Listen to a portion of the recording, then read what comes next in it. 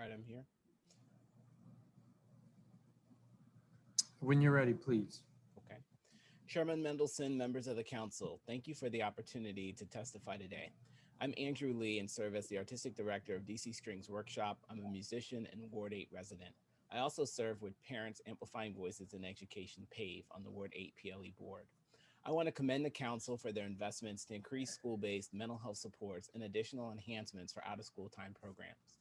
For DC Strings Workshop and other community-based organizations, out-of-school time supports have been critical to keeping the music playing in our community and have been a vital lifeline to keep our educators and students engaged. These supports have helped us to reach over 75 youth and offer group therapy in addition to music lessons on a weekly basis. But we need your support to keep these vital programs going strong and the teachers who lead them day in and day out. In addition to music, many of our youth want to engage in sports and other out of school time activities. But as you know, the mayor's current order prohibits outdoor sports activities at this time.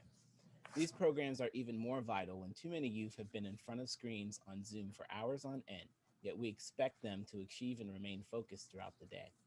These investments in the arts and education are critically important, but public safety also has to be a top priority for the council.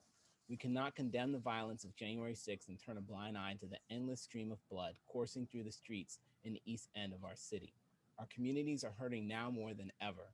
As you know, even in the pandemic, violence continues to skyrocket out of control, and crime affects all of us. Families have lost loved ones to gun violence and the pandemic. While many of my neighbors are pleased with the mayor's new task force and commitments to reducing the violence, we need to do more and engage federal partners and others, whatever it takes, to keep our communities safe. I urge you to strengthen the protections for victims of violence and bring the perpetrators who terrorize our communities to justice. I also call on you to prioritize mental health supports for the children, family, and communities left behind, broken, and distraught in the wake of such heinous acts of violence. Too many of our youth are victims of gun violence. One of my PLE board member colleagues had to console her young 6-year-old daughter who heard multiple gunshots while at school in Southeast last week. My best friend lost his mentee tragically in January, who was home from college in a morning shooting at Anacostia. A colleague lost her preteen son this past summer to gun violence in the Shaw community. I could go on, but we know what works. After school and summer programs led by caring, competent, and skilled instructors are critical links to increasing engagement in class, social emotional skills, and self esteem, all factors that drive improved academic performance. A lack of summer enrichment during elementary school years can account for over 2/3 of the achievement gap between lower and higher income students. Disadvantaged youth continue to fall behind in reading during the summer in comparison to their growth during the school year. We know that school closures are affecting youth in terrible ways, from mental health challenges to parents not being able and missing days from work.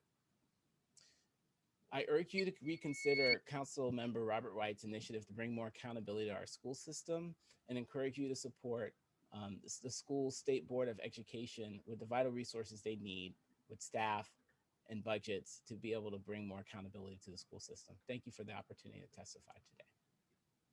Thank you, Mr. Lee.